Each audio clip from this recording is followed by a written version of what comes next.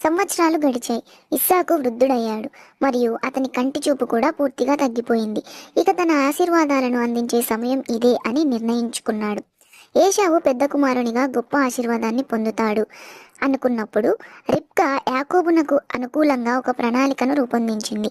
అతడు ఆశీర్వాదం పొందేందుకు ఆమె యాకోబును ఏశావు వలె ఉండుటకు మారువేషం ధరించమనింది. ఏశావు యొక్క దుస్తులు యాకోబుకు ధరించింది మరియు మేక చర్మాన్ని యాకోబు యొక్క చేతులకు మెడ మీద కప్పింది. ఎందుకనగా ఏశావు రోమములు గలవాడు కనుక తండ్రి యాకోబును పట్టుకున్నప్పుడు ఏశావు అనుకోవాలి అనే ఉద్దేశంతో ఈ పని చేసింది. ఇక యాకోబు తన తండ్రి వద్దకు ఏశావు వలె నటిస్తూ వెళ్ళి ఆశీర్వాదం అడిగాడు. అతని స్వరం విన్న ఇస్సాకు ఇది ఏశావు స్వరం కాదు అని సందేహపడ్డాడు. కానీ తన చేతితో యాకోబును తడుమగా ఆ రోమముల స్పర్శ వలన ఏశావు అనే అనుకొని యాకోబుకు చాలా గొప్ప శక్తివంతమైన దీవెనలు అందజేశాడు. ఏం జరిగిందో తెలుసుకున్న